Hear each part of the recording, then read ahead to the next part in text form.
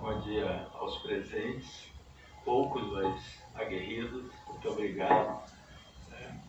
Estamos, então, dando início a essa programação de hoje com a conferência do professor José Augusto Drummond, História Ambiental, reflexões sobre abordagens e fontes, que a gente está aqui aproveitando essa iniciativa tão importante do Instituto Nacional de Mata Atlântica e fazendo também essa programação conjugada com o IMA e com o Laboratório de História Regional do Espírito Santo e Conexões Atlânticas, do Programa de Pós-Graduação de História aqui da UFS, para fazer esse debate, promover esse debate, trazer o professor José Augusto Drummond aqui, aproveitar essa rara oportunidade dele na passagem pelo Espírito Santo. E a gente agradece o nome aqui do nosso programa de pós-graduação, do nosso departamento, meu professor. E esperamos que seja a ponta de lança de uma cooperação longa, profícua, e que a gente possa contar mais vezes com a sua presença aqui. E eu quero aproveitar e chamar também para a mesa, para dizer algumas palavras, o Sérgio Lucena, professor nosso aqui, diretor do Instituto Nacional da Mata Atlântica, para participar da mesa aqui com a gente, dizer algumas palavras dessa promoção que a gente está fazendo com o professor aqui.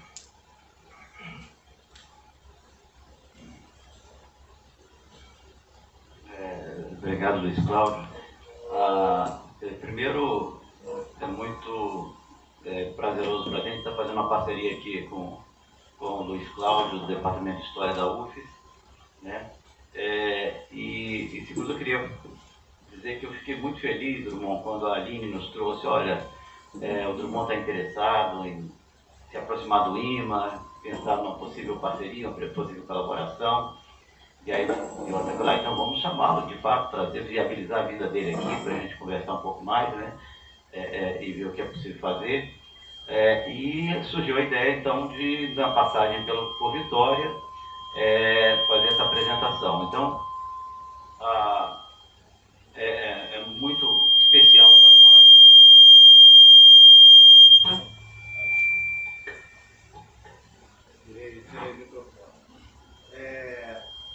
Mas quando eu assumi o Instituto Nacional da Mata Atlântica, que é uma unidade do Ministério da Ciência. Quando eu assumi o Instituto Nacional da Mata Atlântica, que é uma unidade do Ministério da Ciência, Tecnologia e Inovações, embora eu seja biólogo, trabalhei sempre com ecologia, comportamento animal, e conservação da biodiversidade, até em função do trabalho que a Aline já vinha realizando sobre a história de Augusto Husk, eu tive a compreensão de que a gente precisava abrir uma linha de pesquisa no IMA ligada à história da ciência, com essa interface com história ambiental. Eu sei que são duas linhas distintas, mas fazer ciência, história da ciência sobre biodiversidade, claro que vai conversar com a história ambiental, é inevitável. E está sendo uma coisa muito positiva, está gerando muitos bons frutos esse trabalho. Já passaram alguns historiadores, jovens historiadores, como bolsistas por nós ainda não temos na casa nenhum pesquisador efetivo na área de história. Estamos agora, evidente, com um edital aberto para 16 pesquisadores, um dos quais será um historiador. Então, isso é um momento muito oportuno para nós. Então, estabelecermos laços, links com outros grupos de excelência, e nada melhor do que o professor Drummond, quando a gente fala em grupos de excelência na área de história ambiental. Então, Drummond, é um prazer muito grande recebê-lo aqui no Estado do Espírito Santo. Aqui a UFES também é minha casa, eu sou professor da UFES, estou cedido para o IMA, mas sou daqui, e recebê-lo também em Santa Teresa, na sede do IMA, em breve. E sempre um prazer também estar com o Luiz Cláudio Cal, nosso amigo aí, há uns bons 40 anos, né, Cal? Então, é um prazer. Eu acho que eu vou preferir ficar lá embaixo, Cal, assim, sentado lá para poder ver a apresentação melhor, tá bom? Obrigado.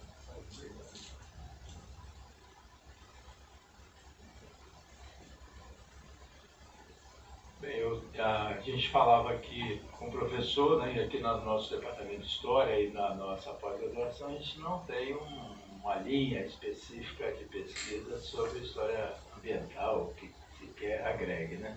O pessoal vai mais aqui na linha da história das relações, história social das relações políticas, embora a gente tenha uma linha na qual eu trabalho, né, que é políticas públicas de sociedade, né, que abre um campo bastante grande, onde eu procuro também pensar a questão ambiental, né, do ponto de vista de como um campo de formulação da história política.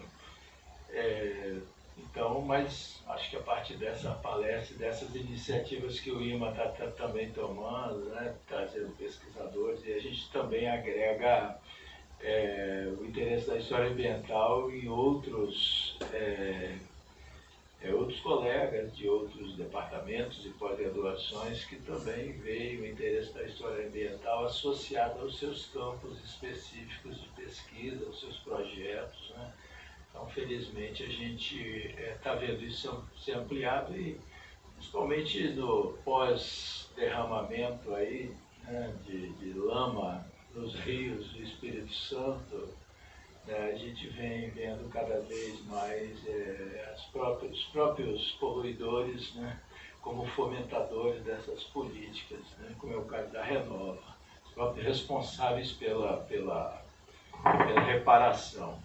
Bem, eu estou aqui, queria apresentar o professor, é sempre uma coisa difícil para alguém apresentar um pesquisador com uma folha de serviços tão longa, né? E é difícil também não ser uma pessoa assim, que fica no campo da uma certa... no Brasil, né, você fala de tantos títulos, de tantas universidades, parece uma coisa assim cansativa, mas o professor, eu já tive o cuidado assim, de saber que ele nasceu nos Estados Unidos, viveu lá até os 9 anos, fez toda a sua educação nos Estados Unidos, e isso também, segundo as próprias palavras dele, o levou de volta a fazer um percurso de formação em academias americanas, a começar pelo seu mestrado. Então ele hoje aí com isso eu introduzo aqui a longa lista de trabalhos e lugares por onde ele passou. Professor titular da Universidade de Brasília, atualmente aposentado, trabalhou lá durante de 2004 a 2022 no Centro de Desenvolvimento Sustentável, PhD em Land Resources pela University of Wisconsin, Master Science in Environmental Science pela The Evergreen State College no estado de Washington, nos Estados Unidos, bacharel em Ciências Sociais pela Universidade Federal Fluminense. Então também temos essa identidade, tem a mesma origem lá na Federal Fluminense, onde eu fiz graduação e doutorado e pós-doutorado. E o professor fez pós-doutorado na School of Global Environmental Sustainability, Colorado State University, no estado de Colorado, e no Departamento of Geography da University of California, em Los Angeles. Bolsista de produtividade do CNPq, níveis 2 e D, 2010-2017, fundador e coeditor da revista científica do CDS, da UNB, Sustentabilidade em Debate, diretor da Associação Nacional de Pesquisa e Pós-Graduação em Ambiente e Sociedade, da ANPAS, gestão de 2012-2015, autor de 84 artigos científicos publicados ou aceitos, autor, coautor, organizador ou co-organizador de 30 livros publicados, autor ou coautor de 51 capítulos de livros publicados e dedica-se aos temas políticas ambientais, usos alternativos de recursos naturais, usos e conflitos em torno de recursos naturais, estuda a Amazônia, o Cerrado, unidades de conservação e, em geral, a história ambiental. Então, nesse trabalho, o professor nessa conferência, revisita textos de sua autoria, que foram publicados ao longo de sua carreira, reunindo observações, procedimentos e aprendizados sobre abordagens e fontes referentes à história ambiental. Aponta alguns aspectos dessa área que desafiam a história tradicional, identifica autores e temáticas que o influenciaram e ainda lista recursos de pesquisa e informação disponíveis na internet. Então, mais uma vez agradecendo a presença do professor, a disponibilidade dele, né? E esperando que essa visita abra agora, né, um campo de possibilidades aqui, que ele visite também mais o Espírito Santo. Tem aqui a vasta obra de do Ruski, né, e de tantos outros. Obrigado, professor. Com a palavra.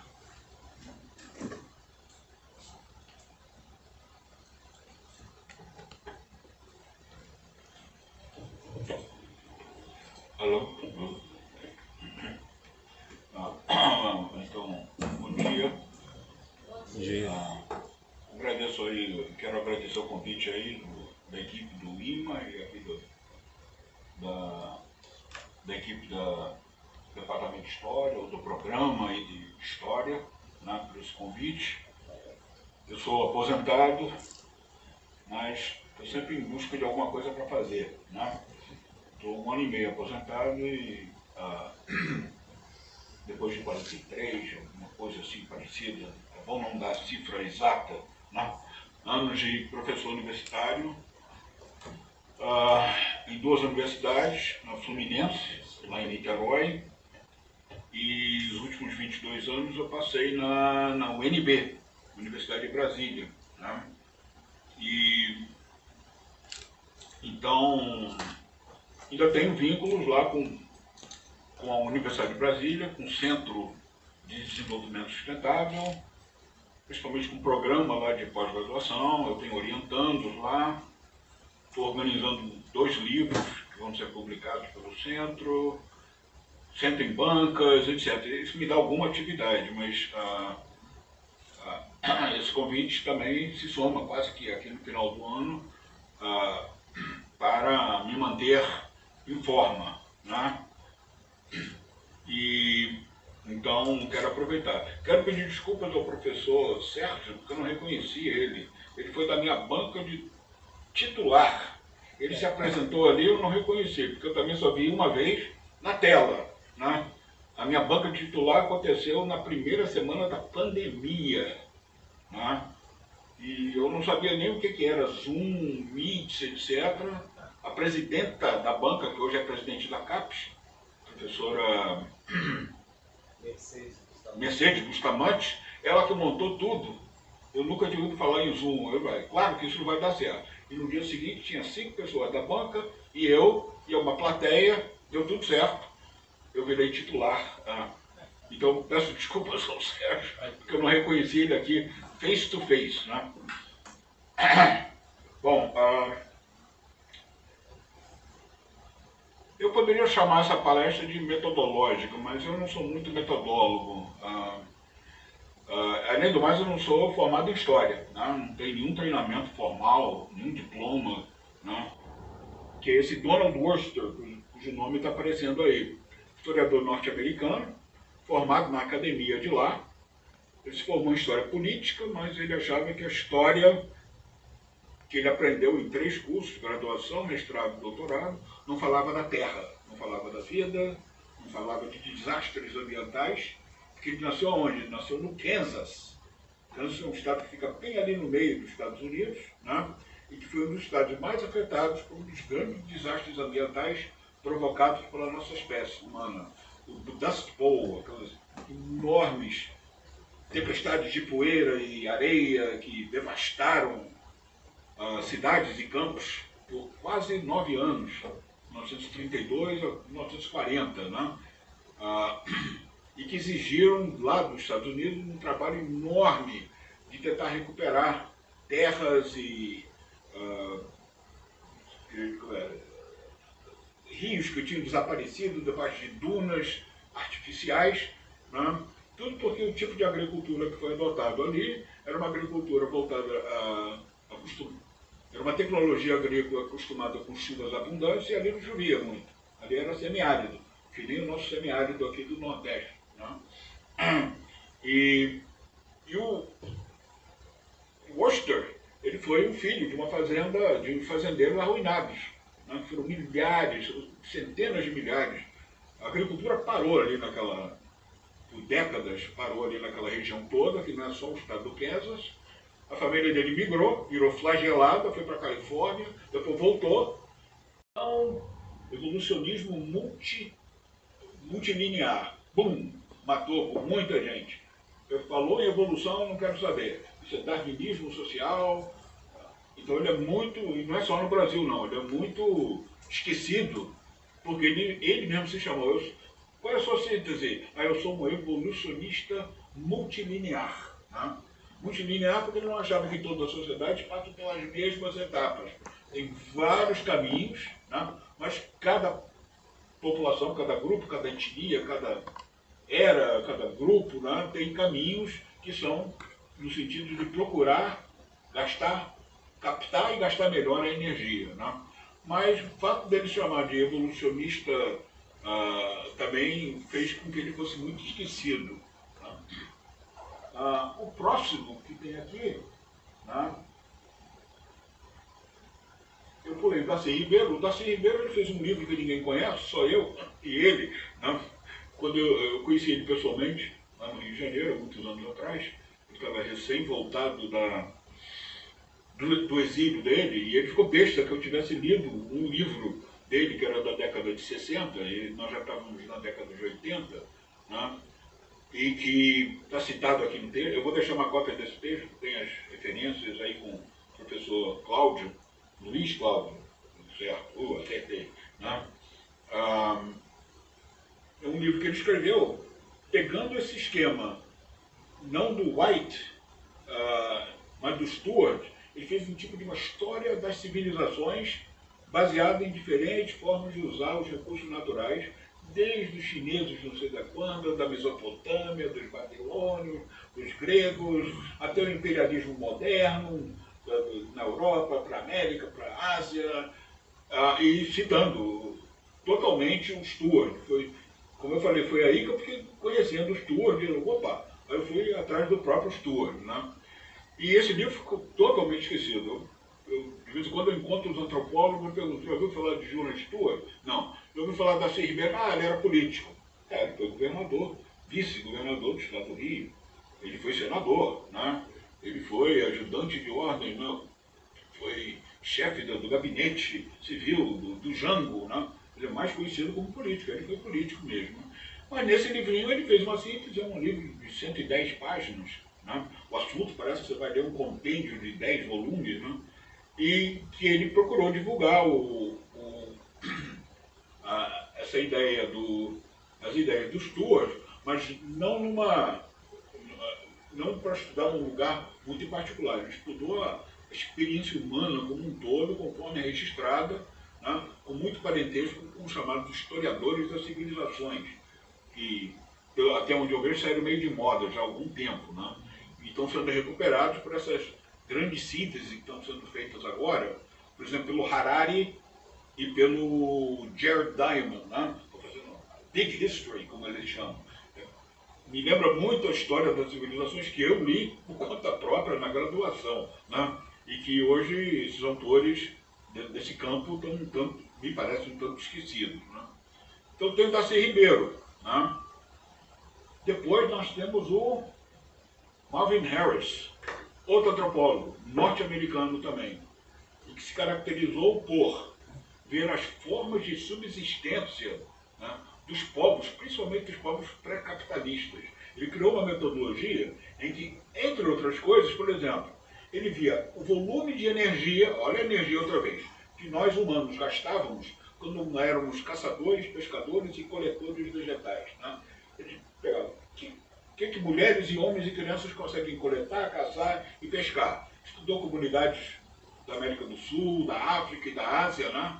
E fazia uma contabilidade digamos, do retorno energético que esses alimentos davam, principalmente os alimentos, davam para as pessoas que coletavam, para as comunidades. E ele chegava à conclusão que tinha, às vezes, uma falta de balanço, um desequilíbrio. Né? Você gastava muito mais energia coletando ou pescando ou caçando, né? Do que aquilo rendia para você em termos de nutrição. Né?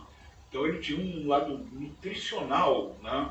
Mas, de novo, o que ele está falando? Tecnologias, caça, pesca, tá? Mas ele estudou também pequenas indústrias e artesanatos, etc. Quanto que os humanos gastam nisso? Né? O que eles tiram da geologia e da biologia? Né? Eles tiram coisas também da geologia, pedra para fazer construção, etc. E metais, né? Fora alimentos. Né? E o que isso rende de segurança e de nutrição para aqueles mesmos povos. Né?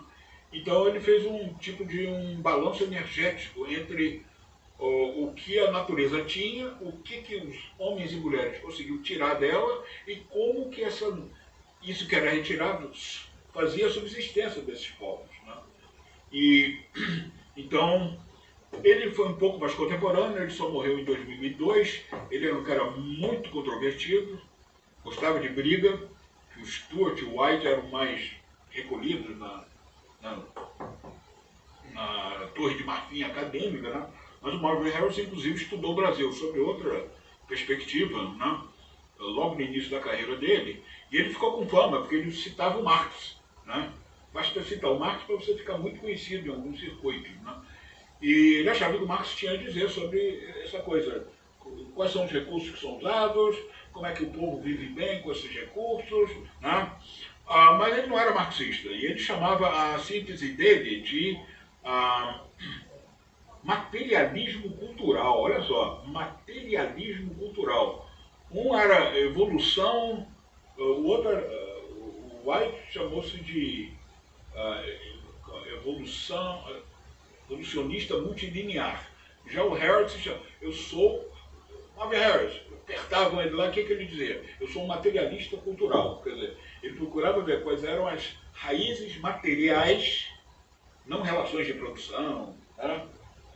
Materiais das relações humanas e do bem-estar humano, na cultura, e também da cultura. Tá? Então o povo pescador vai pensar muito no mar, nos barcos, nos peixes, nas focas, etc. O povo que mora no topo da montanha vai pensar lá nos seus animais que estão pastando, e nas geleiras, e no inverno. Né? O lugar onde você mora e os recursos que você usa influenciam o que você olha da natureza. Então tem uma proximidade também com aquela abordagem que eu chamo de tripartite, que eu iniciei aqui do Worcester. Né? Por último, tem um geógrafo, para variar um pouco dos historiadores e dos antropólogos, né? Mas, de novo, norte-americano, que eu também fui descobrir quando eu já estava fazendo doutorado. Eu estudei com um aluno desse cara, Carl Sauer, né? Que apesar do nome era americano. Né? Criou uma história, criou uma linha de divulgação, uma linha de pesquisa histórica chamada Geografia Histórica ou Geografia Cultural, que até hoje é cultivada por geógrafos. Né? Tem revistas, pelo menos 2 ou 3, em inglês, de pessoas que estão nessa onda que ele criou. Ele morreu nos anos 70. Eu estudei com um professor, com um aluno dele, quando eu fiz meu doutorado. Foi aí que eu conheci o Sauer, que também, não vou entrar em mais detalhes, que o tempo aqui já está apertado, mas ele também procurou ver como que eram as paisagens antes da chegada, paisagens norte-americanas, México, Estados Unidos e Canadá, antes da chegada dos europeus, né? E como é que eles ficaram depois, né? Já dominados pelos europeus, diferentes europeus que chegaram em diferentes momentos nesses 3 lugares. Né? E ele usa documentos primários dos primeiros viajantes europeus que passaram em cada lugar, né?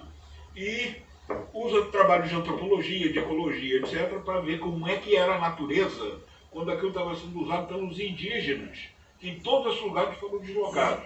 Aí ele chegou à conclusão que havia uma paisagem já modificada quando os europeus chegaram, eles modificaram mais ainda, ficaram duas fatias de modificação, né? Sendo que esses aqui, os europeus sempre acharam, esse aqui era virgem, não tinha nada aqui, etc. Eles alteraram muito, muito, como é da natureza dos colonizadores, chegaram nos lugares, achar que não tem nada antes deles e mudam tudo, né? Então, também é uma síntese que mistura essa coisa do quadro geológico-biológico com dois pacotes tecnológicos diferentes dos europeus e dos indígenas e produzindo paisagens valorizadas de formas diferentes.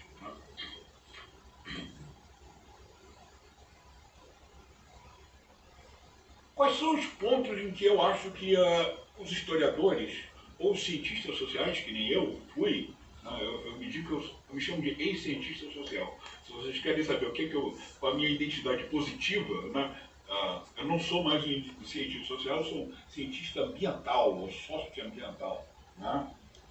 Mas quais são os grandes pontos de resistência que eu senti e que eu vejo também na literatura, né, do pessoal das ciências humanas com a história ambiental? Né? Primeiro, distinguir o tempo biológico e geológico do tempo social. Né? O tempo geológico vai a bilhões de anos. O tempo biológico também. Né? E mesmo o tempo biológico dos seres que existem hoje, se derruba uma floresta e depois ela se regenera. Pode ser, né? Mas leva o quê? 2 minutos? Nos trópicos pode levar 30, 40 anos. Nas áreas temperadas pode levar 50, 80 anos. Uma floresta cortada assim, se recuperar. Então, já é difícil para o historiador ou para o cientista social. Em 80 anos morreu todo mundo que derrubou a floresta. E realmente morreu, né? 80, 100 anos. Né? Então, isso é relevante para a história, isso é relevante para a sociedade. Dentro da história ambiental né?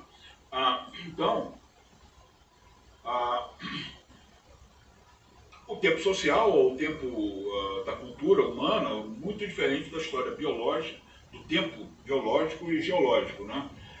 Como provocação, eu gosto de botar aqui um bispo anglicano que em 1600 e alguma coisa falou que a Terra tinha 4.004 anos. Né? E ele era a igreja oficial da Inglaterra, protestante. Né? Bispo Ussher. Né? E essa data ganhou uma autoridade e espremeu os cientistas, ou os próprios cientistas, durante 200 anos. Até meados do século XX, todo mundo tinha... E esses dinossauros não estavam aqui há 4.004 anos atrás, não. Ele precisa de mais tempo. Essa cadeia de montanhas aqui se formou muito mais tempo. Começaram a falar em milhões, depois em bilhões de anos, e todo mundo tentando não agredir o tempo autoritativo. Ele não decretou isso, ele falou, eu sou o bispo, eu li o Velho Testamento, eu li o artigo desse cara, eu somei a idade dos profetas, o tempo que os judeus passaram no exílio, ou no êxodo, ou como escravos, eu somei isso tudo e deu não sei quantos anos, ele fez isso em 1678, aí ele fez para trás, foi cair, assim, 4 de outubro de 4004, foi quando Deus criou a Terra. E essa data ficou. Hoje a gente ri, a moça ali está rindo. Eu acho saudável que você esteja rindo, né? Mas muitos cientistas engoliram esse saco durante algum tempo. O Darwin, o sintetizador da filosofia, da biologia evolutiva, ele tinha medo de colocar as coisas dele por escrito e ficou 20 anos sentado em cima da teoria dele, né? Estava tudo na cabeça, mas ele não tinha coragem, ou ele botava no papel e queimava, né? Ou só mostrava para os amiguinhos dele, né? Ele tinha medo ele dizer que a vida e a geologia tinham bilhões de anos, ele não sabia calcular exatamente, né? E ele achava que isso ia quebrar a moral inglesa, né? Que era muito em cima dessa formulação de que a vida, tudo foi criado por Deus e foi há 4.004 anos atrás, né? Ou 4.004 anos antes de Cristo, mais 2.000 anos, então, tudo tinha 6.000 anos. Né? E ele foi um dos motivos pelos quais ele sentou em cima da teoria dele, por tanto tempo. Né? E se ele, que ficou um cientista famoso, imagina outros que estavam ali chegando com a mesma conclusão. Né? Então, essa é uma coisa que não só os biólogos primeiros e evolucionistas, como é que eu vou colocar isso para a sociedade, mas até hoje os nossos cientistas sociais e humanos, etc., eles não entram às vezes na história ambiental porque essa conclusão... A minha provocação com eles é que eles são fãs do bispo Ussher. E geralmente eles nem sabem quem é o bispo Ussher. Eu mesmo tive que pesquisar isso. Quem que falou que o mundo tinha 6.000 anos?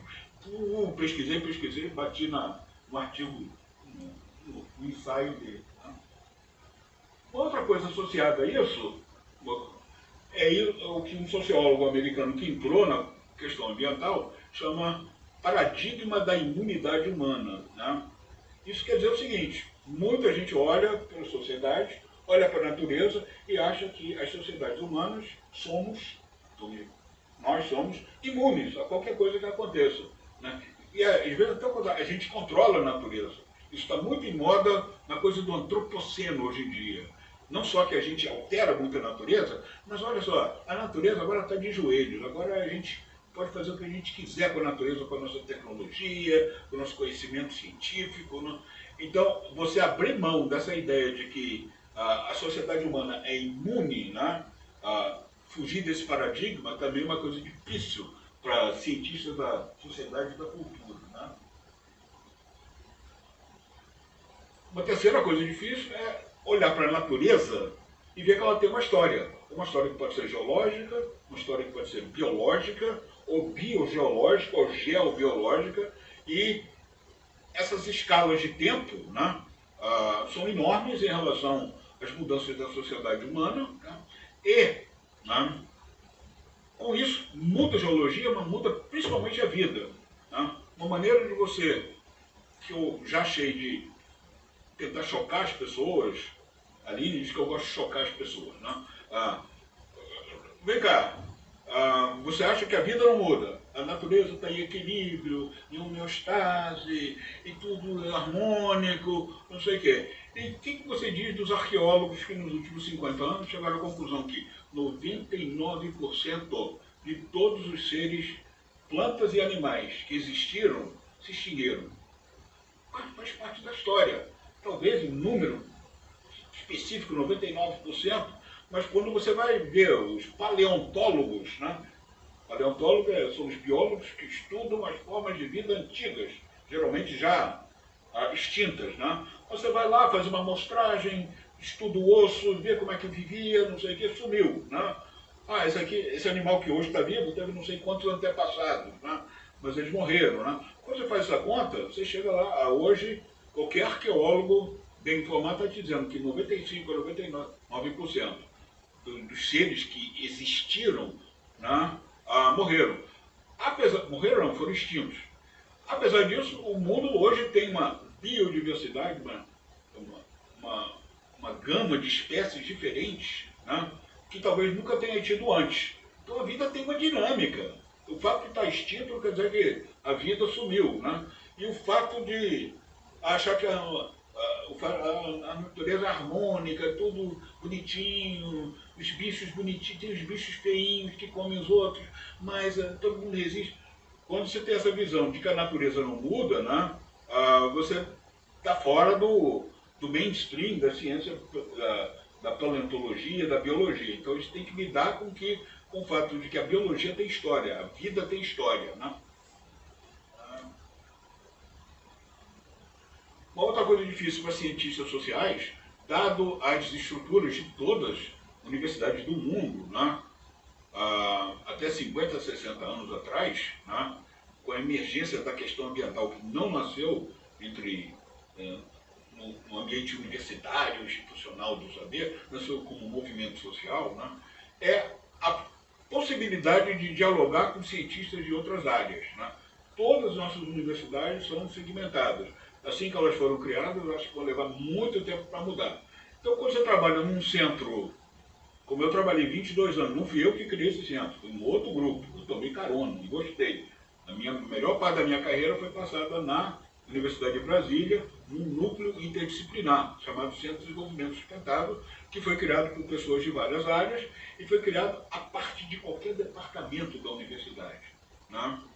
Então, quando você trabalha nesse lugar, você tem uma opção de vantagem. Você pode jogar o seu ecletismo, né, para a plateia dos alunos, para as suas linhas de pesquisa, para pedir financiamento, para participar de eventos, para criar instituições, associações de pós-graduação, né?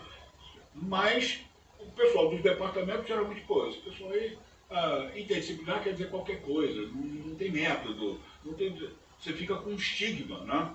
Muitos alunos que a gente forma, né, doutores, eles não conseguem se inscrever em concursos para professor nas universidades federais, porque os editais vêm assim, fulano tem que ser de geografia, ou de não sei o quê, ou de agronomia, ou áreas afins. Aí o cara entra lá com o diploma dele, doutor em desenvolvimento sustentável. Às vezes o diploma dele não é nem aceito, não é que ele é reprovado, não é que ele fique em último lugar, né? É que ele nem participa do concurso.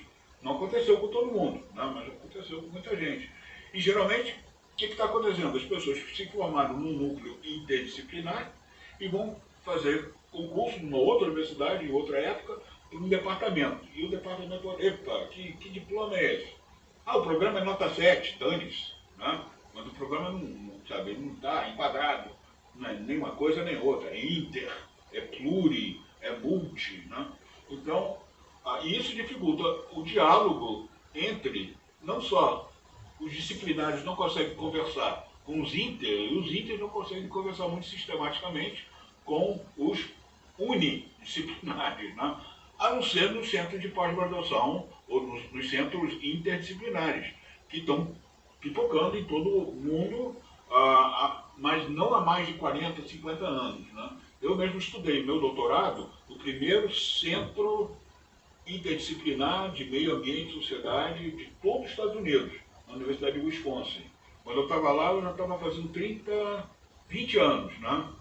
E o diploma que era dado lá para os alunos americanos, para entrar na vida universitária ou institucional americana, também tinha problemas de aceitação, né? Mas ali dentro tinha de tudo, assim como tem lá no meu centro, que a gente construiu isso, né? Foi construído desse jeito. O CNPq, que é como é que chama? Instituição máter aí do IMA, né? Ele em 1995 fez um edital para a criação de 5 programas de pós-graduação interdisciplinar de meio ambiente, né? E o CDS foi um dos que ganhou, dos 5. Né? E uma das exigências, olha só, desse edital era que fosse criado um núcleo que não fosse de nenhum departamento para gerir esses programas. E por causa disso o CDS ele é independente até hoje, né? A gente defende isso. Vários reitores e núcleos lá da pós-graduação, não, vocês têm que se filiar a um departamento. Não, né? Porque a nossa origem não é essa, a gente tem que brigar, né? 30 anos depois. E o programa tem 25 anos, já vai para 30 anos, o programa tem nota 7, já desde 2017, já formamos mais de 1000 doutores e mestres e não sei o quê, tá?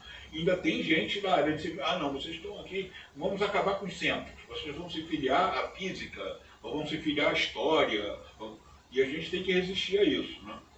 Então isso é uma dificuldade desse diálogo que é necessário. O Cláudio, ele não precisa saber da classificação de solos, né, para fazer uma história ambiental. Ele vai consultar. Tem gente que estuda isso, mais especial. Geólogos, agrônomos, eles sabem classificar. Ele não precisa fazer uma pós-graduação em solos para aproveitar isso de solo. Agora, quais são os melhores livros para fazer isso? Tem alguns, como é que chama? Tem alguns atalhos para facilitar como é que os solos são classificados, para eu fazer o meu estudo de história ambiental, e com isso ele vai ter que entrar em contato com algum geólogo anônimo. É melhor que seja um cara que esteja trabalhando com ele, né? Enfim, então tem essas barreiras de conversa entre as diferentes, né? Uma outra coisa que os cientistas sociais às vezes não gostam é trabalho de campo. Para que eu vou para o campo se está tudo na biblioteca, se está tudo na internet? Por que eu tenho que ir no campo? Né? Eu que aprendi para ir no campo, tanto no meu mestrado como no meu doutorado, né? Eu também resisti, mas por que eu vou fazer aqui? Tá? Eu estudei um empreendimento minerador no Amapá, que foi a minha tese de doutorado, né? E eu fui lá ver. Né? Eu achava que tinha desmatado metade do estado do Amapá. Né? Aí eu olhei numa imagem de satélite, uma imagem orbital, era uma tripinha. Ele, não, isso aqui é uma mentira. Tem desmatamento lá e o orbital não conseguiu pegar. Né? Aí eu fui lá visitar. E era realmente... o minério que eles tiravam lá, que era de manganês, né? Ele só existia numa cobrinha lá. Tudo aquilo foi desmatado. Mas 11 km² na Amazônia, né, em relação a outras formas de desmatamento que existem, tem fazendas de 20 km². Tem grupos de fazendas que somam tudo, uma do lado da outra, 300, 400 km². Aí você pega uma mineração que durou 50 anos e você vai lá na imagem orbital, a qual eu tive acesso, que a Universidade de Wisconsin tinha acesso ao banco da NASA, das imagens do chamado Landsat, um dos primeiros satélites que se passou aí, que mapeou, etc. Eu falei, não pode ser. Uma mineração de 50 anos não pode ter só desmatado isso aqui. Aí eu fui lá no campo ver, 2 ou 3 anos depois, eu fui lá. E eu vi que realmente, floresta de um lado, floresta de outro, floresta ao norte, floresta ao sul, tudo desmatado aqui nessa tripinha, né? E inclusive a empresa já estava tentando recuperar, plantando árvores, plantando lá árvores para recuperar, né? Mas enfim, então tem um trabalho de campo que ajuda você a avaliar o que você vê nos documentos e o que você vê quando você pisa lá põe sua bota de caminhada, põe seu chapéu e vai lá e olha, né? Por último, para não desanimar vocês, puxa, história ambiental é uma coisa difícil. Como é que eu posso entrar nisso, né? Eu resolvi fazer aqui um apanhado de, que eu chamo de recursos institucionais de história ambiental. Como é que eu vou dizer? Disponíveis agora, em tempo real, no seu computador pessoal ou institucional, que vocês usam aqui na universidade, né? Quase tudo gratuito, né? E eu fiz alguns exemplos aí, né? Vou ficar em pé um pouco, descansar. Ontem eu dirigi 700 quilômetros, né? Também para poder olhar. Já temos, não é só no Brasil, uma sociedade latino-americana e caribenha de história ambiental, que tem uma revista, que é o segundo item aqui, que já tem 10 anos de idade. Né? A sociedade foi criada em 2006. Né? Na verdade, ela foi criada como proposta, mas saiu com um regimento lá com a Regina Horta, em 2008, num evento que teve da Solcha, essa Solcha, em Belo Horizonte. Né? E pouco depois, em 2008, saiu a revista, então, essa revista já deve ter uns 20 números, 26 números, ela é bianual, né? Então ali, ela tem um site que tem textos, que tem os eventos, que tem os anais, né? E tem a sua revista, né? Onde, quer dizer, gente do México até o Chile, todo mundo gosta de publicar lá. Ela publica em espanhol, em inglês e em português. Né? Aí temos a Sociedade Norte-Americana, né, de História Ambiental, que também tem o seu site. Né? Ela foi criada em 1977, aquele Worcester teve envolvido na criação, não foi o único. Né? E ela agrega historiadores ambientais anglófonos, gente, que só publicam em inglês. Né? Eu e os amigos já publicamos lá um ou dois artigos que temos que botar em inglês, para poder entrar passar o portal aí. E é digamos, é um portal importante. A revista também é de acesso universal e talvez para baixar os artigos, acho que tem que pagar. Não está no Cielo e não está no portal da CAPES, das últimas vezes que eu procurei, não estava. Né? Mas é um repositório importante de pesquisas, também tem anais dos eventos. Né? Mas a própria ASEA tem a sua revista Environmental History, como eu falei, né? Também tudo desde 76. Essa revista é frequentemente confundida com uma outra, Environment and History, que é uma revista científica inglesa que se originou mais de biólogos interessados em história ambiental do que de historiadores. A Associação Norte-Americana vem mais de historiadores, não exclusivamente, mas a de Environment and History vem mais de biólogos interessados em história. Eu também consegui publicar lá uma vez, o duo, né? Entrando pelas, escrevendo lá, usando o meu inglês. Né? O Cláudio, ele, como é que chama? Intimidou a minha biografia, que eu sou nascido nos Estados Unidos, né? Muita gente não gosta disso, né? Eu não fiz toda a minha educação lá, mas eu fiz quase todo o primário lá. Vim para o Brasil, português é a minha segunda língua. Acho que eu não falo com nenhum sotaque americano, não é nada, mas é a minha segunda língua, né? E voltei para fazer mestrado e doutorado. Aí eu passei mais 6 anos descontínuo, né? Mas então eu tenho, a minha segunda língua, a primeira é o inglês, meu francês é muito fraco, não tem nenhum, vocês vão ver que não tem nenhum site desse que eu botei em francês. Tem um que é europeu, tem coisas da França, né? Tem a Sociedade Europeia de História Ambiental, que também faz congressos. Eu conheci a professora Aline num congresso internacional de História Ambiental que teve em 2018, se eu não me engano, em Florianópolis. 19, não foi? Né? Um grupo brasileiro, lá comandado pela Eunice Nodari, né? Pleiteou, nós vamos fazer o próximo congresso aqui no Brasil. E foi aceito. Né? Foi um grande evento dos historiadores ambientais aqui no Brasil. Né? Lá na Alemanha tem um Centro de Ambiente e Sociedade da Rachel Carson. Quem conhece Rachel Carson? Quem conhece? Já li. Ela foi uma bióloga que escreveu um livro publicado em 1962 que muita gente considera o fundador da consciência ambiental moderna. Talvez um pouco de exagero, né? Ela denunciou as consequências do uso maciço de agrotóxicos. Nem tinha esse nome em português ainda. Foi traduzido para 30 línguas. Foi um dos primeiros grandes temas do movimento ambiental em todo o mundo. Né? Combater, ou controlar, ou proibir, né, os agrotóxicos. E os alemães que criaram esse centro aí, RCC, né, eu tentei fazer um pós-doutorado lá e não consegui. Né?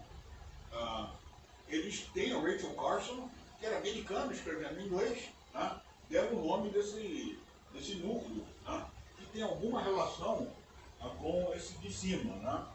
Mas também tem um site que tem publicações, entrevistas, etc. Tem lá, gente. Né? Aquele mesmo Rachel Carson Center tem uma revista que eu nunca usei, nunca consultei especificamente, né? Mas tem uma revista que também é aberta, com artigos de gente do mundo inteiro, porque eles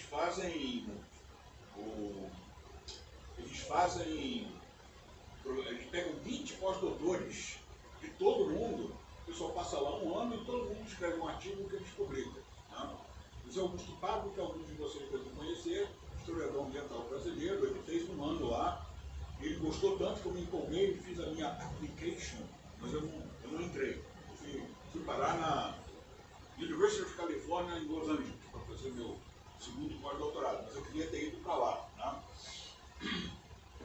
Biblioteca Online de História Ambiental, tocado pela professora Lise Cedrez, historiadora ambiental, lá no FRJ, no Rio. Né?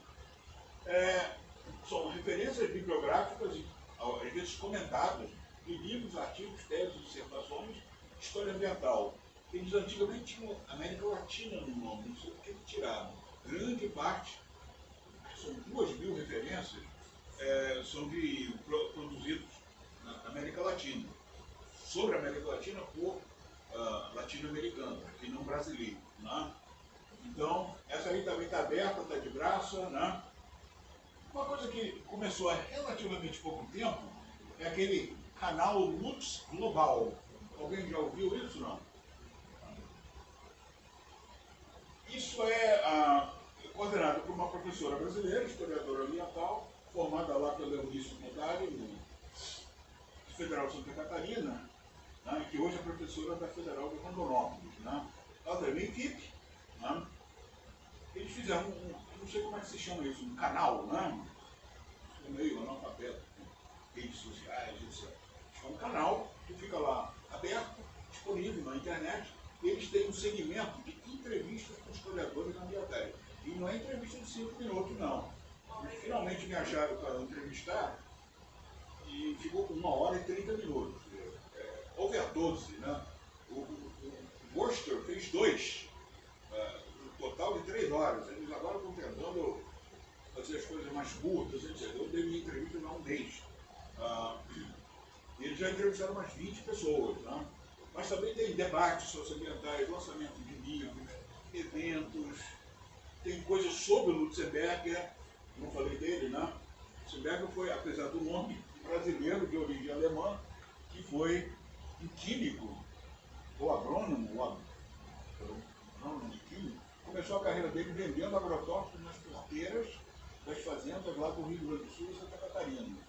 E ele foi fazer um estágio na Alemanha e ele viu que, ele já desconfiava que havia uma série de contraindicações para você usar certos tipos de agrotóxicos, e ele voltou para o Brasil, largou o emprego dele de vendedor, não me lembro qual era o nome da empresa, e virou um ativista ambiental. Né? Foi o primeiro ativista que eu vi em carne e osso, lá no Rio de Janeiro, fazendo palestra em 1978, 79. E ele criou depois ele foi ministro, praticamente ministro do meio ambiente, em 1991, 92, ajudou a organizar a participação brasileira na chamada Eco 92, o grande evento de 92, mas ele era brigão demais e o Collor não aguentou ele, tirou ele como outra pessoa mais diplomática, né? Porque ele estava pisando nos calos lá dos países mais poluidores e etc., não era diplomata. Né? Aí ele saiu do governo e fez lá uma ONG e trabalhou nela até 2002, e então é um centro que também gira em torno de manter a lembrança sobre esse Lutzenberger. Não foi historiador ambiental, mas foi um ativista ambiental. Né? Tem mais, gente. Brasiliana Digital, quem conhece? Brasiliana é uma coleção de livros que começou na década de 30, Companhia Editora Nacional, e que uma das linhas dela foi publicar relatórios de viagem de dezenas e dezenas de cientistas estrangeiros que passaram no Brasil durante o Império. O Pedro II não criou uma universidade no país, ele achava que ciência era uma coisa para as elites. Né? E recebia gente da Áustria, da França, da Inglaterra, da Alemanha. Né? Ele recebia cientistas que vinham lá dos museus, das universidades lá, e dava uma assinatura para eles viajarem pelo país olhando fauna, flora, geologia, rios, etc. Esses caras, geralmente, quando eles voltavam para os seus países, escreviam nas suas línguas relatos enormes. Bom. Isso não tinha nenhuma influência no Brasil. Né? Até que a Companhia Editora Nacional contratou um grupo de tradutores das várias línguas e começou a botar esses relatos na rua. Né? Década de 30, 40, assim. Eles publicavam outras coisas também. Né? Esses livros se esgotaram. A Companhia Editora Nacional foi à falência, se não me engano, na década de 70. O acervo dela foi comprado só no Brasil pelo Banco Nacional de Desenvolvimento, BNDES, né? E até hoje tem uma coisa, um nome, um logotipo, né? Mas aí qual é o nome dele? Carlos Weiner, professor também da FRJ, também deve estar aposentado, como eu. Ele pegou esses livros, juntou uma equipe, né? E fez escaneamento de cada um desses livros já em português. E aí passou a ser acessível para muita gente que estuda muita coisa, não apenas história ambiental. Né? Porque esses caras eles vinham para olhar fauna, mas acabavam dizendo, olha, as pessoas aqui não comem esse peixe por causa de um tabu. Né? Ou então eles não matam aquele animal, porque acham que esse animal é protegido por Deus, alguma coisa. Eles viam também costumes e hábitos. Eles olhavam o mobiliário das casas das pessoas, nas quais eles se hospedavam. Né? Eles falava dos cardápios que eram comidos, das doenças que as pessoas tinham, né? De onde vinham. As pessoas estavam lá pelo interior da Bahia, do Goiás, do interior do Nordeste, do Sul. Né? Não tem nenhum registro dessas coisas, a não ser nesses livros. E esses livros estavam todos naquelas línguas. Né? Fora o francês, ninguém falava. O Brasil, a maioria da elite brasileira, quando tinha segunda língua, até a Segunda Guerra Mundial, lia francês. Depois isso mudou rapidamente. Já na década de 60, a segunda língua de todo mundo passou a ser o inglês, que é até hoje. Né? Então, esses livros, daquelas línguas todas, e alguns eram em francês, não eram lidos pelos nossos cientistas, inclusive futuros ou atuais histórias ambientais. E hoje estão na internet, 24 horas por dia, de graça, pesquisáveis. Procura. Entra lá no livro do fulano, alimentos. Aí tudo que tem de alimento aparece naquelas 400 páginas, porque são todos livros enormes. Eu li alguns deles, ainda em papel, que eu peguei em biblioteca. E já li alguns da Brasiliana. Mas não são fontes fáceis, não. Tem que ser historiador de carteirinha, né? Que gosta de livros grossos. Esses historiadores ainda gostam, né? Mas aqui você pode pesquisar. Né? Aqui você pode pesquisar por tema, por estado, pelo nome do rio, pelo nome do bicho. Eu ainda descobri um jacu, que é uma ave, né? Aí você foi lá, jacu, apareceu. Né? Jacu fazia parte do cardápio das pessoas do interior, do norte de Minas, sei lá. Né? Então isso é de um valor muito grande para historiadores em geral, e para historiadores ambientais, que não tem outra forma de você saber como é que era a natureza e a sociedade, né? No interior de Goiás em 1830. Não tem. Né? Mas enfim, tem essa H-Environment, né? Isso aqui, que é um grande portal, difícil de explicar, né? Feito para variar nos Estados Unidos, mas tem gente colaborando do mundo inteiro, onde você pode fazer uma assinatura de 202 especialidades de história. História antiga, história dos alimentos, história não sei o quê, etc. Eu assinei um segmento de história ambiental e de história latino-americana. E recebo todo dia no meu e-mail anúncios sobre eventos, livros novos, resenhas, etc. Isso vem de graça para mim. Se eu entrar no portal e procurar coisa, eu acho resenhas de livro, eu acho análise de alguns encontros, eu acho informes sobre revistas que estão sendo lançadas. Né? Então é até difícil descrever essa H-Environment. Eu já estou ligado nela já há uns 15 anos, e hoje eu já não entendo mais o volume de recursos que tem ali, mas, de novo, não é só de história ambiental. Né? Um dos últimos que eu descobri foi esse Latin American Travelogues, que é lá da Universidade de Brown, uma universidade meio de elite, lá do leste dos Estados Unidos, que tem um centro de estudo latino-americano e tem um segmento de história ambiental da América Latina, tocada por um cientista, um historiador ambiental chamado John McNeil. Não sei se algum de vocês conhece. Né?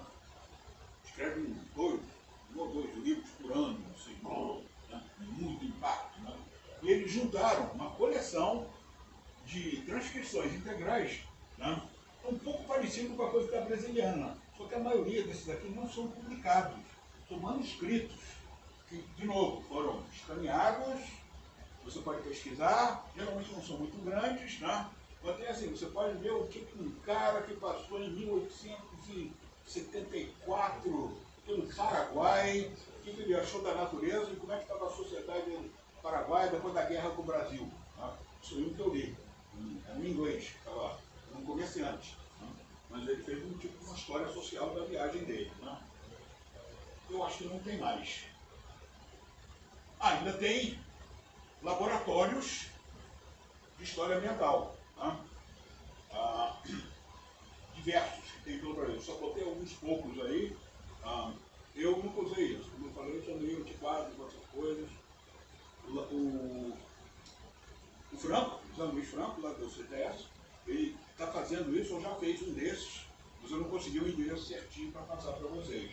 Então, você entra nessa coisa aí e tem lá debates, e tem vídeos, e tem bibliografia, comentários, né?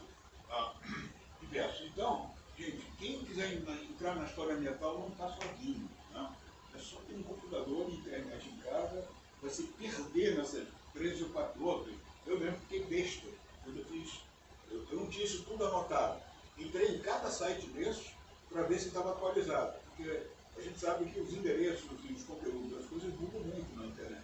Um dia está numa universidade, depois vai para outra, um dia está no site pessoal de alguém, depois vai para uma instituição. Né? Eu atualizei isso tudo até 7 ou 8 dias atrás. Né?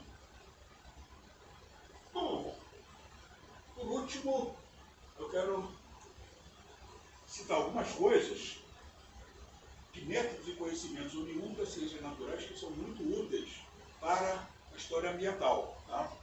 Alguns nomes bem esquisitos aí, né? Mas vou tentar explicar. E, de novo, o historiador não precisa estudar essas coisas, mas ele tem que saber usar isso. Tá? Datações radiométricas. Então, na década de 50, químicos e físicos descobriram que certas substâncias, né, com características radioativas, elas vão perdendo radioatividade, né, num ritmo conhecido. Então, quando você pega um resto orgânico ou inorgânico de alguma coisa e olha lá o carbono, por exemplo, que ele tem, aí ele tem carbono 14, que é um isótopo, né? Se ele tem uma certa quantidade de carbonos desse isótopo, ele tem uma idade. Se ele tem menos, ele tem muito mais idade, ele vai perdendo com o tempo.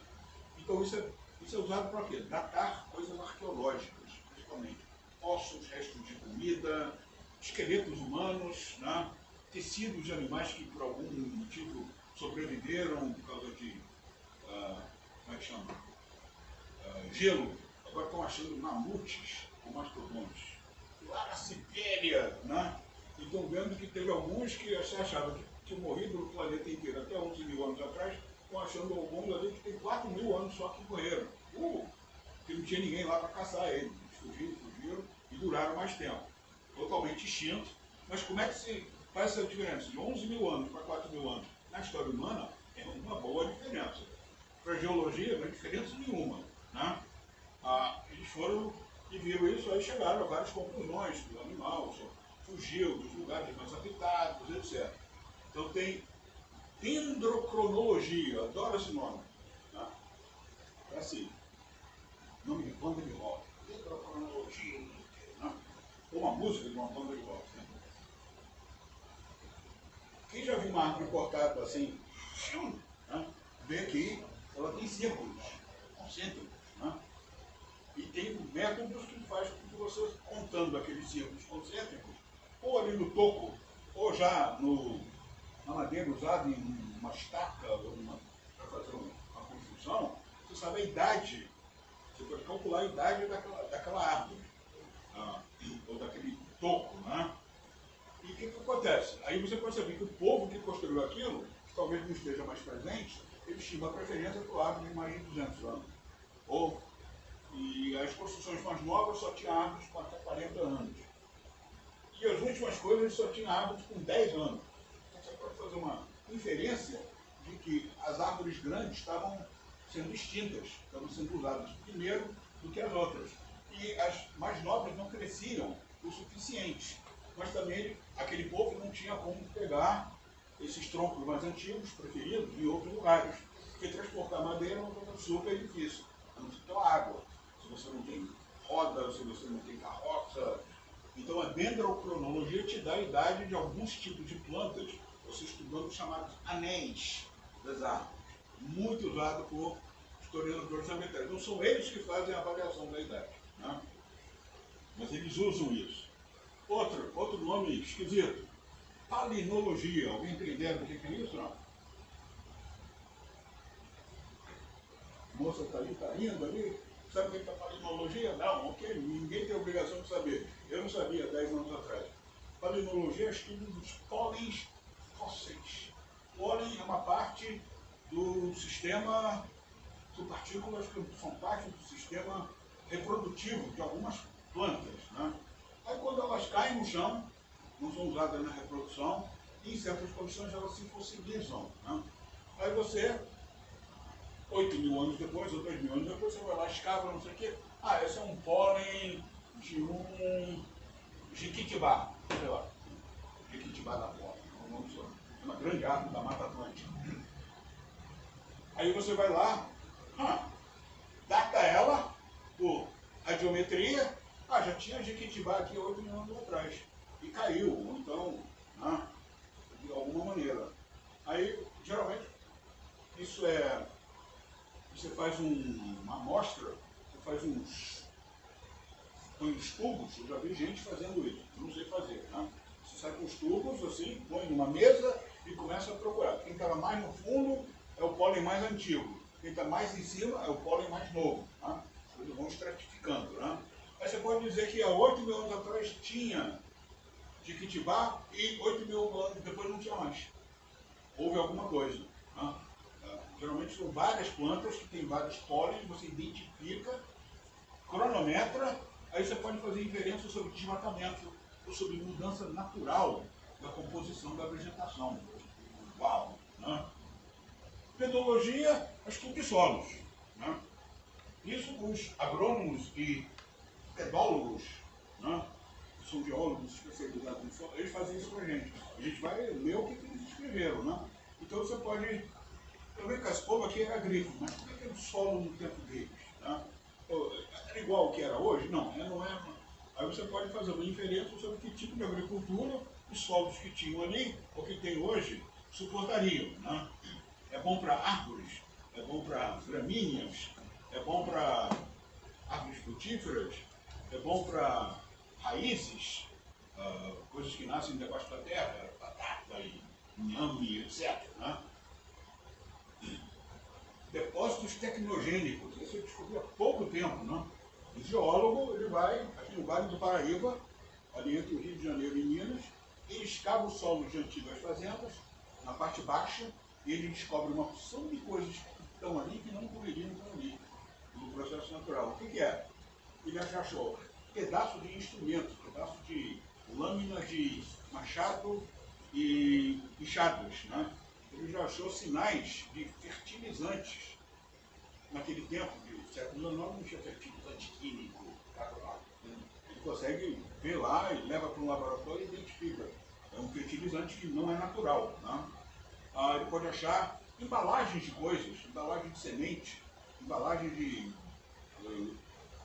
são coisas antrópicas, antropogênicas, né? Que ele chama de... Então são solos que são gerados particularmente por restos de tecnologia do uso daqueles solos, né? Há muito tempo atrás. Ele também consegue datar as coisas, né? Eu só vi uma pessoa fazer esse trabalho, ele cita muita gente no estrangeiro, mas ele é um cara que trabalha numa universidade particular, Alex Peloggia.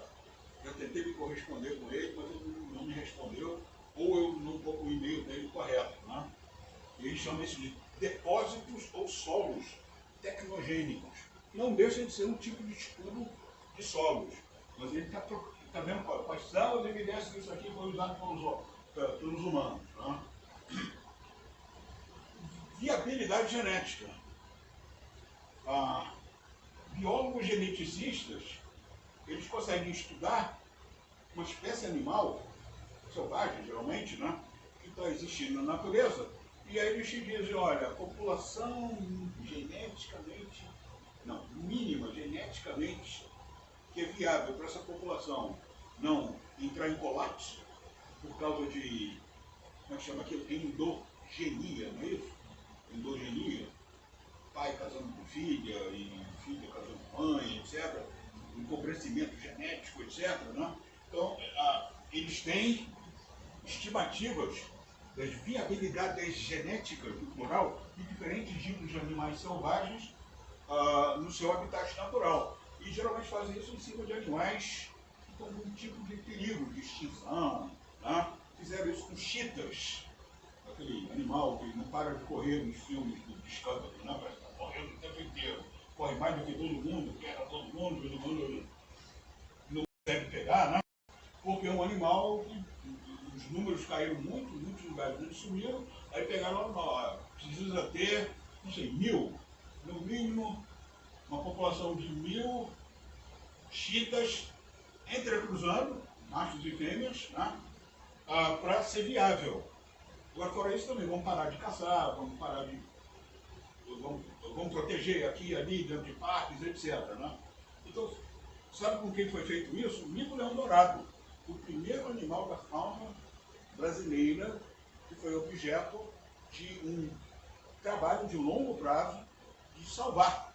Teve um momento que tinha 80 micos-leões dourados, todos em cativeiro, lá no estado do Rio, perto de onde eu estou morando agora, em Guapimirim, que é o Centro de Primatologia, tocado pelo Adelmar Coimbra Filho, ele deu esse nome, que foi o primeiro grande primatólogo brasileiro, morreu uns 4 anos atrás. Né? E ele pegava os animais, não só no, ele pegava principalmente, sabe com quem? Caminhoneiros. Os caminhoneiros passavam, tinha um garoto na estrada vendendo, o cara pegava, vou vender na cidade. Né?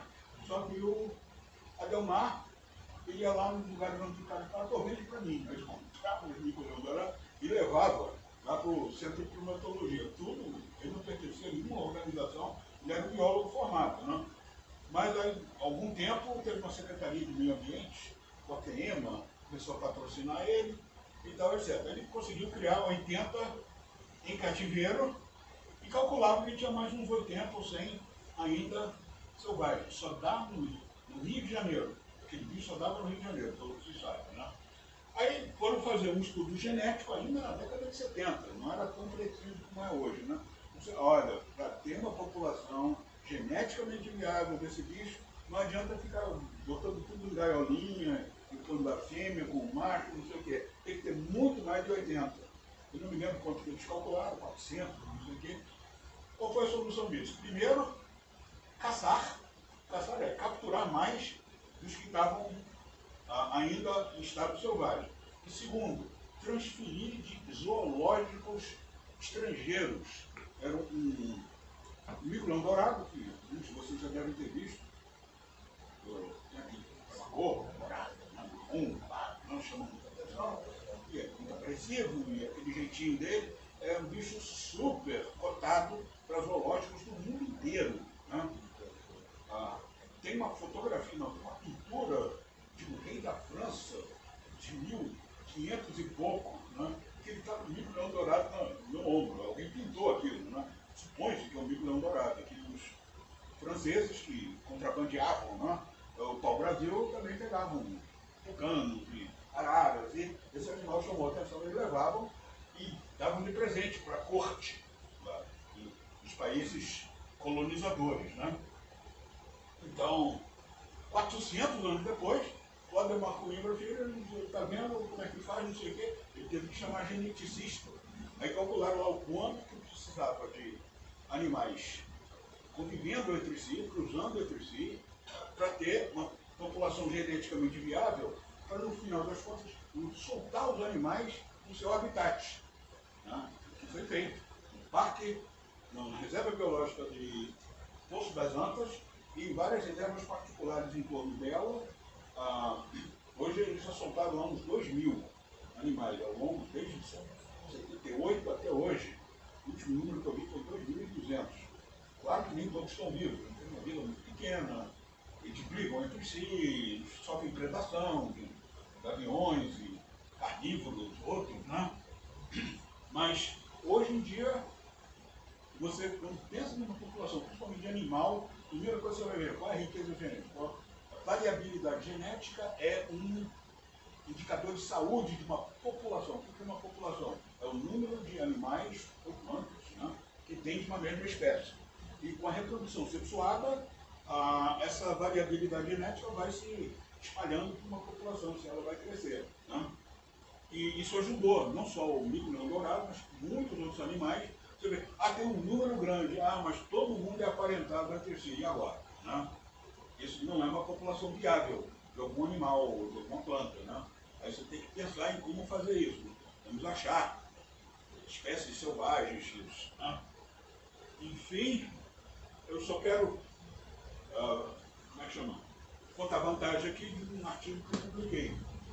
Olha o número de coisas que eu tive que misturar com a Cristiane Barreto. Você conhece? Só de nome. Foi me orientando de doutorado, foi minha pós-doutoranda, hoje é minha colega lá no CDS e manda em mim. Graças a Deus. Parei de mandar nela. Né? Cristiane Barreto. Ela fez a tese dela sobre a Mata Atlântica nordestina, que é a Mata Atlântica que tem acima da foz do Rio São Francisco, né? Afetando Alagoas, Pernambuco, Paraíba e Rio Grande do Norte. Bem aquela uma língua, né, que já era muito fina quando os europeus chegaram aqui e aparece nos mapas daquela língua. Né? E ela tinha feito um estudo maior sobre políticas públicas de resguardar o que sobra lá, que é muito pouco. É uma área proporcionalmente muito mais desmatada do que a Mata Atlântica de outras partes, do sul e do sudeste. Né? Mas ela também viu uma literatura que calculava ou especulava sobre o volume de alterações da flora nativa com centenas, às vezes milhares de anos de vivência dos povos indígenas, pré-cabralinos, vamos dizer assim, né? Ou pré-colombianos. Né? Então, o que ela fez? Usou os cronistas coloniais, 10 ou 12 obras que eu não sei porque eu li todas, e ela acabou lendo alguns também quando ela era doutoranda, né? Randstaden, Pedro de Magalhães, Gândavo, Gandavo, Fernando Cardim, Jean de Lery, todo mundo que teve contato com os indígenas logo na chegada dos europeus. E que descreveram como é que eles viviam. Passavam isso, moravam em umas cabanas. Não, eles faziam uma agricultura ali, depois faziam outra lá. Não, pescavam. Gostavam de morar na boca dos rios, que ali eles pegavam coisa dos manguezais, coisa da água doce e da água salgada. Né? Pegou e juntou isso tudo. Né?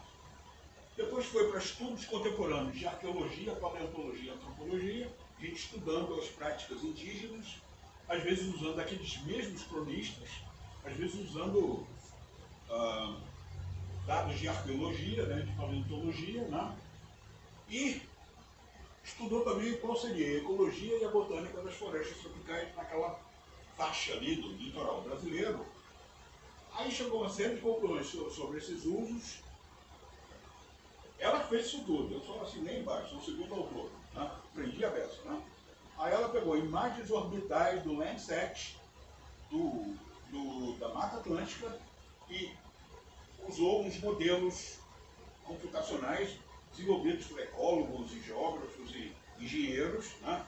E plotou nos mapas quais seriam as áreas máximas, né? Geralmente um oval em cada estado, né? Ou vários ovais em cada estado, né? E o que teria sido alterado, não desmatado, alterado pela presença daqueles índios lá, caçando, pescando, passando fogo, fazendo agricultura, fazendo guerra uns com os outros, né? Migrando do litoral para dentro, do dentro para fora, né? E botou isso lá e ela chegou à conclusão, que eu assinei embaixo, né? Com toda a fé no trabalho, eu acompanhei o trabalho todo, né?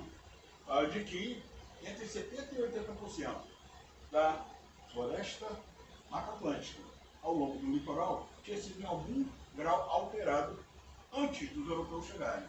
Então, o português é um desmatador, não sei o que, o francês, todo mundo que chega no lugar, a gente pensa que começa a desmatar, começa a alterar a natureza quando os europeus chegam. Então, é um artigo muito interessante que está a referência dele, um texto que eu vou deixar aí para o professor Cláudio, né?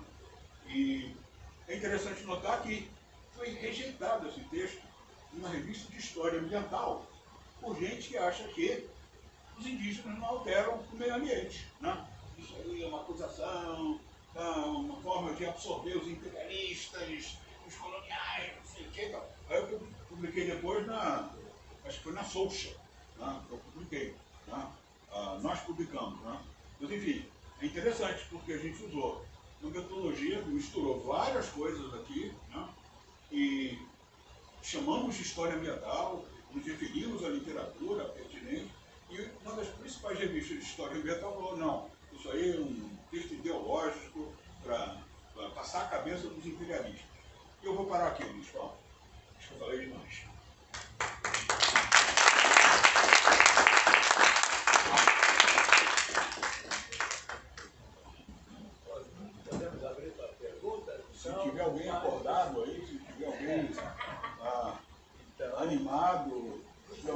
querendo fugir, poxa, o irmão veio aqui, quer botar a gente na história ambiental para entender de solo, de genética. Que historiador ele é? Mas, vamos lá.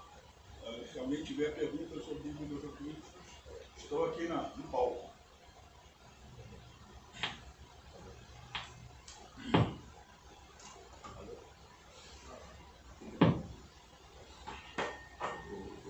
Oi, teste.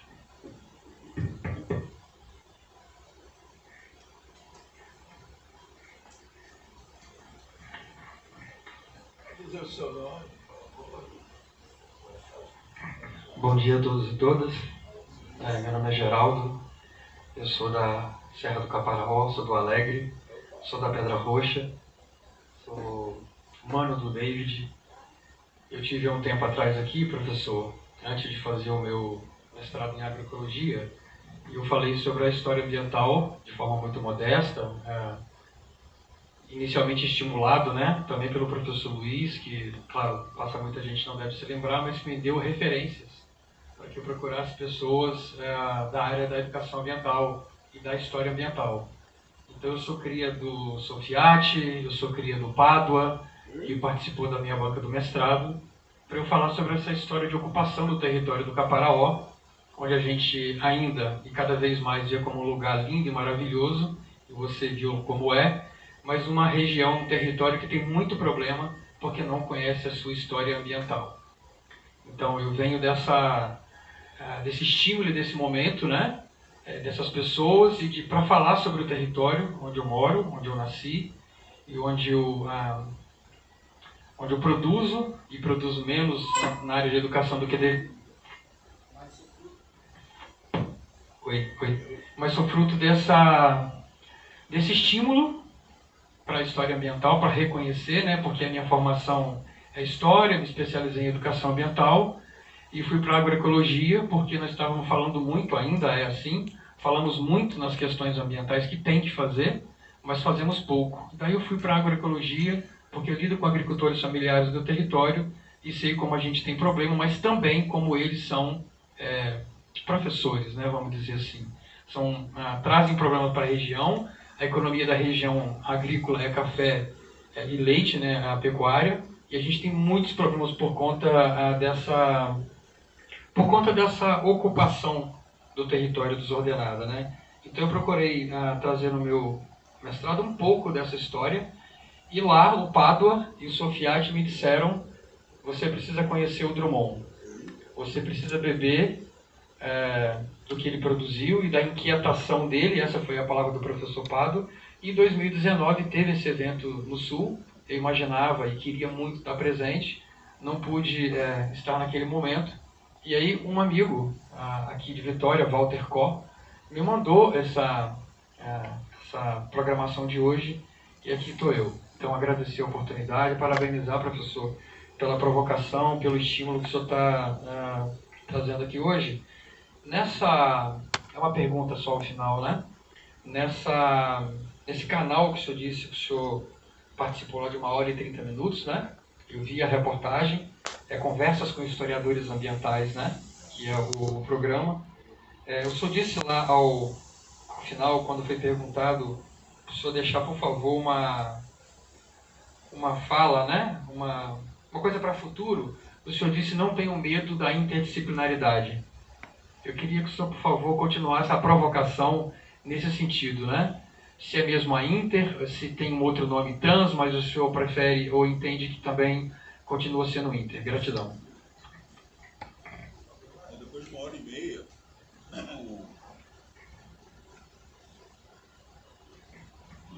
depois de 1h30 falando, né, pediram com a minha música predileta e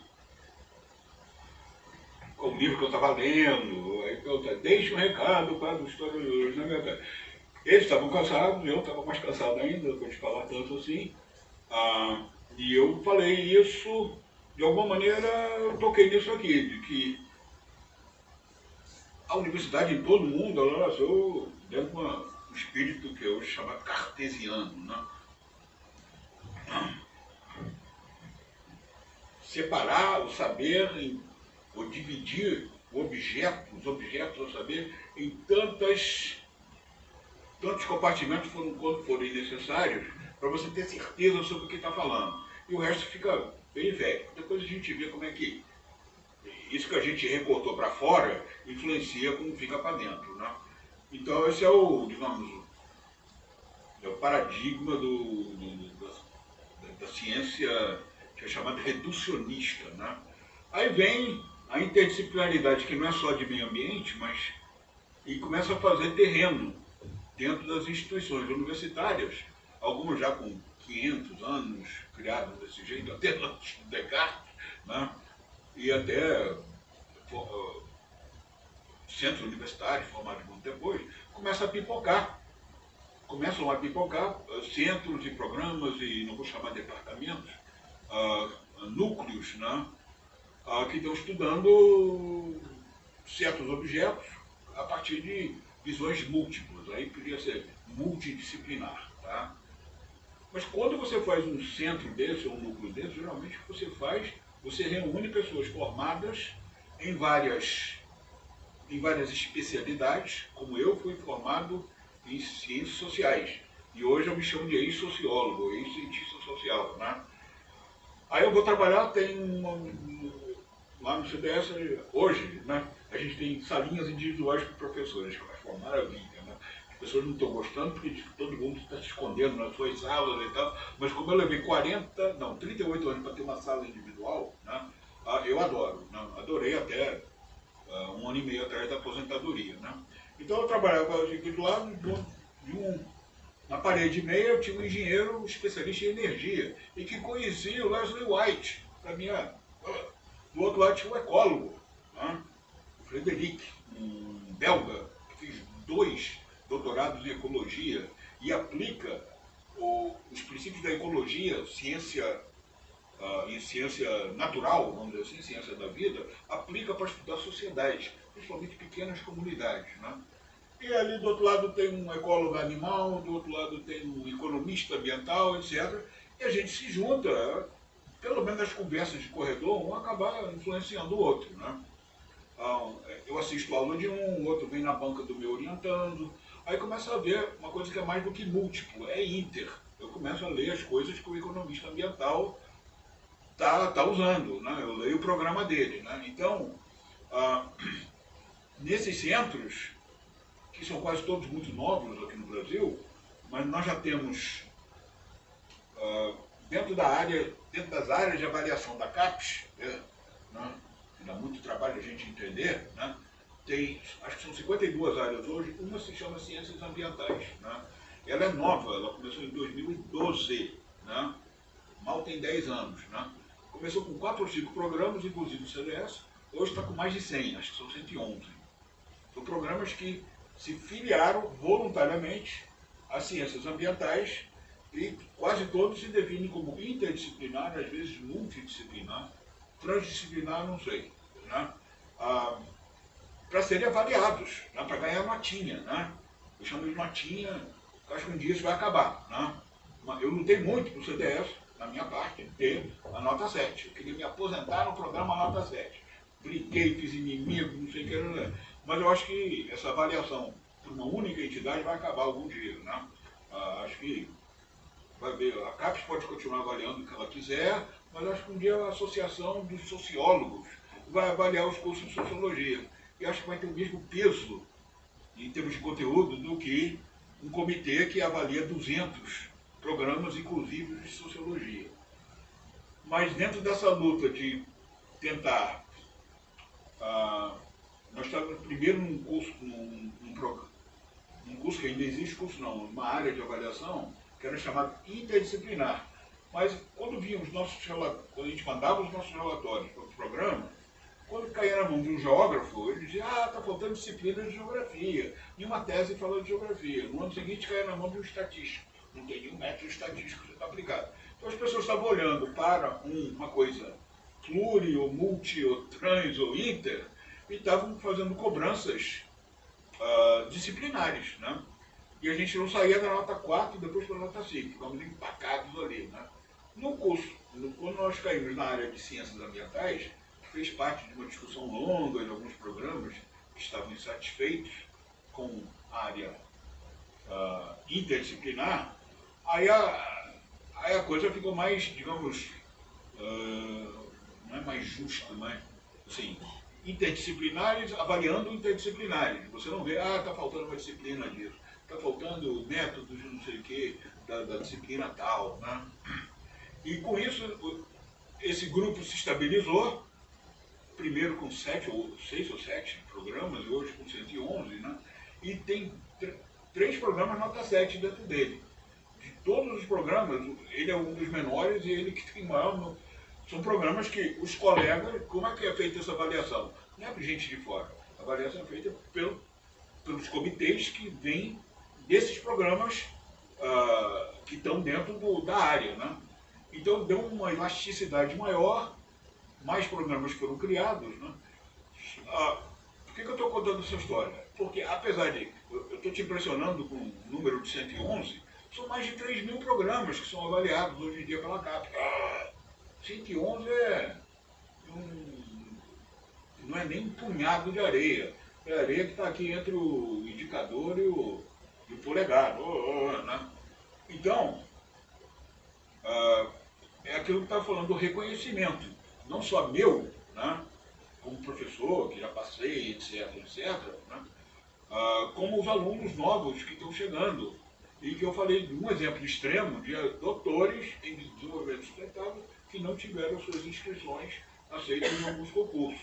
Então, por isso que eu digo, é uma coisa intimidadora. Pô, vou gastar 4 anos da minha vida aqui e minha saúde vai embora, meu casamento entra em crise, meu filho cresce e eu não acompanho, e eu não tinha bolsa, e meu orientador não me orientou direito, para no final ter um diploma que não está sendo aceito em outros lugares.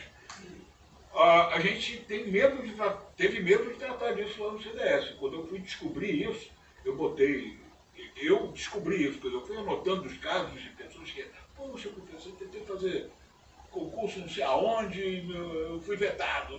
Eu comecei a compilar esses casos um dia, numa reunião lá do colegiado, eu botei isso. Ficou todo mundo assim, pô, mas isso aí é conversa. Não vamos falar disso porque é desagradável. Não, a gente tem que falar isso, inclusive para os nossos alunos aqui, né?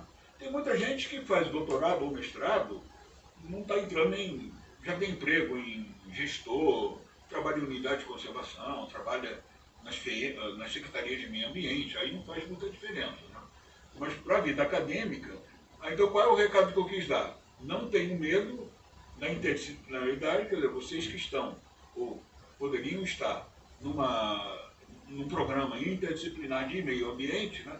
Não tenho medo disso, porque acho que vão acabar achando, assim como eu contei 10 ou 12 casos de pessoas que não conseguiram entrar no concurso, tem 12 ou 15 ou 20 de pessoas que estão aí. Aí eu tenho uma orientanda que está lá no Rio de Janeiro, da Federal do Rio de Janeiro, foi estudar na unidade de conservação comigo, né? Fez o concurso, passou em primeiro lugar e entrou, bum, isso há 12 anos atrás. Hoje a professora lá estabelecida, tem um grupo de pesquisa dela, era toda insegura com isso. E ela estava sabendo de colegas que não conseguiam nem se inscrever em programas, né? Mas ela teve coragem, entrou, se for reprovada, tudo bem. Não só não foi reprovada, como passou, entrou, foi nomeada, assim, ela defendeu a tese, assim, semana de fevereiro, em março ela foi contratada. Ela não seria contratada se não tivesse o diploma, né? Naquele tempo ainda deixavam as pessoas fazer concurso sem o diploma. Acho que está acabando rapidamente, né? Pelo menos nas federais e estaduais, né? Enfim, então eu acho que tenho que ter medo sim, porque o formato desses centros ou desses programas, ele desafia o que ainda é dominante nas universidades, que é a visão disciplinar das coisas, né? E isso afeta inclusive, por exemplo, o professor, ele leu aí, eu morri de vergonha, que eu tenho 80 e tantos artigos publicados. Pô, mas é uma batalha. No início só tinha uma revista aqui no Brasil que eu pudesse publicar, Ambiente e Sociedade. E não conta para ninguém, eu fui fundador da revista, um dos fundadores da revista, né? Um dos 20 ou tantos fundadores da revista, né? Então eu tinha inclusive botando dinheiro, todo mundo botou dinheiro para criar os primeiros 2 números da revista Ambiente e Sociedade, em 1997. Publiquei muito lá. Não só por causa disso, mas tive artigos recusados lá. Nos últimos 10 anos só consegui publicar 2 lá, Sou campeão de recursos lá, não porque o curso, não porque a revista virou disciplinar, é porque tem muito mais gente, inter, e pluri, e trans, publicando nesses programas todos, publicando não, fazendo tese, escrevendo, e a disputa ficou muito maior. Né? Hoje eles rejeitam, a revista rejeita, eles publicam. 92% dos textos são rejeitados. Às vezes nem porque é ruim, é porque não tem espaço para todo mundo. Né? Enfim, então, se você olhar para esse lado, tem um crescimento. Outras revistas apareceram ao longo dos anos, depois de 97, a Pobre da Ambiente e Sociedade, que hoje é rica, rica no sentido não de dinheiro, mas de prestígio. Né? Tem revista da Federal do Paraná, tem revista do próprio CDS, que a gente criou uma revista, eu fui um dos coeditores originais. Né? E tem a revista que eu publiquei muito também, uma revista chamada História da Ciência, ali da Fundação Oswaldo Cruz, da Fiocruz. Tem um grupo lá de historiadores da ciência, você conhece ali? Né? O Dominique, Marcos Chormaio, né? E no início eu publiquei muito lá. Mas também agora está difícil de publicar. Era uma revista nova em 95, 96. Né? Agora é difícil publicar porque eles também estão rejeitando 80.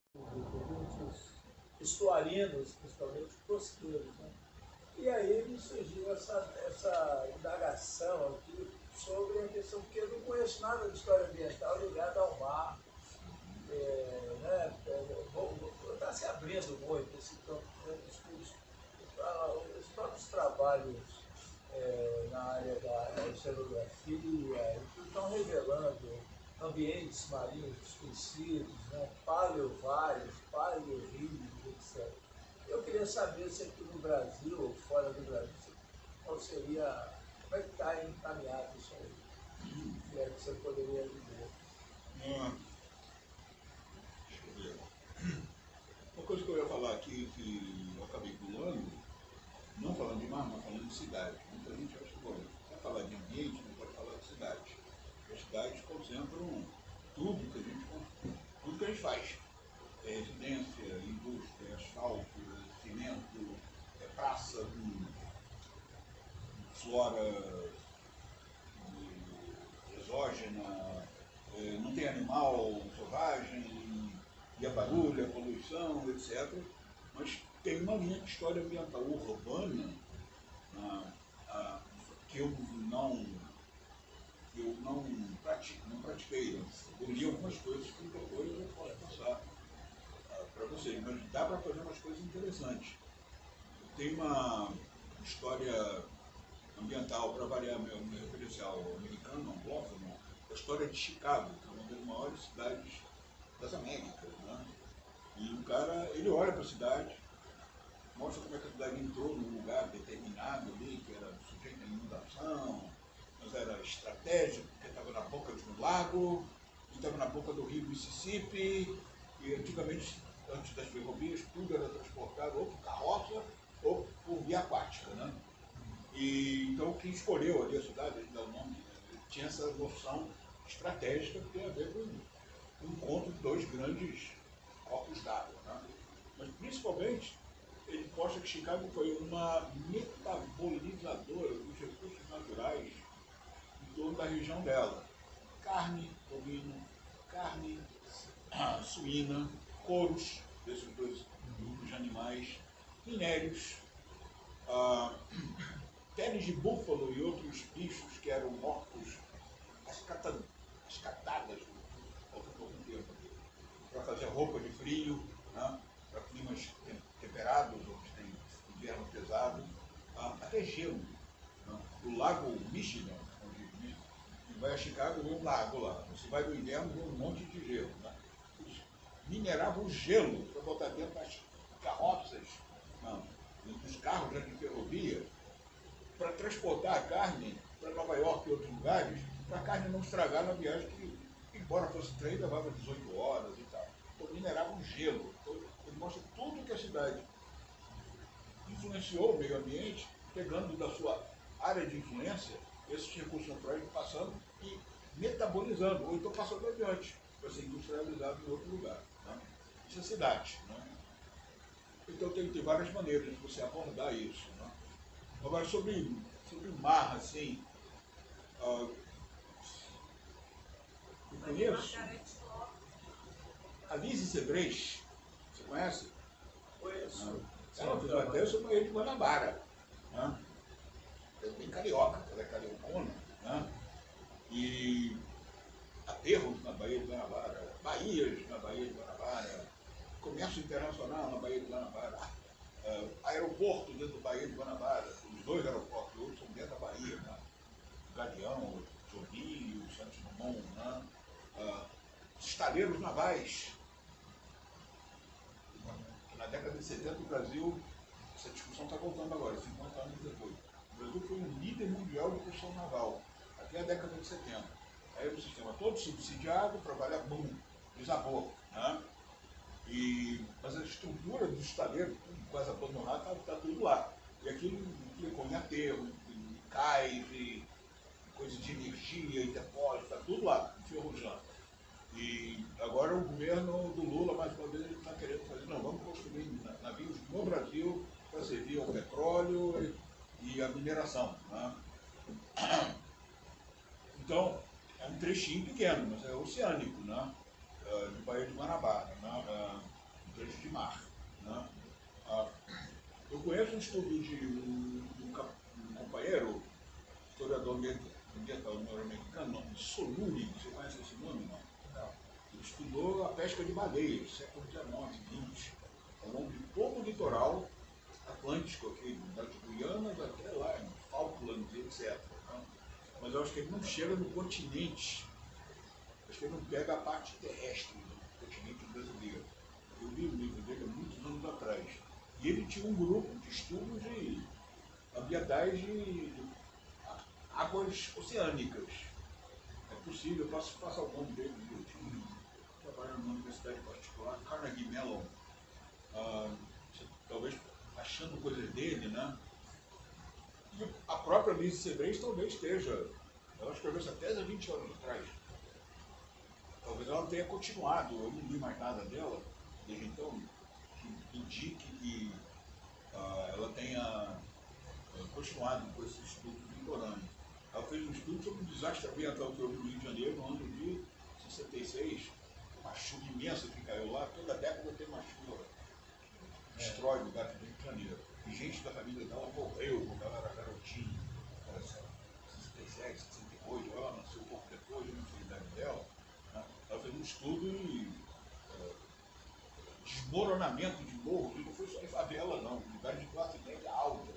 As pessoas morreram dentro dos seus edifícios de concreto. Né? Não tem a ver com o rio, mas tem a ver com o oceano, teve a ver com chuvas excessivas na cidade oceânica. Mas eu suspeito que ela talvez tenha orientado, ou tenha algum núcleo em continuidade disso.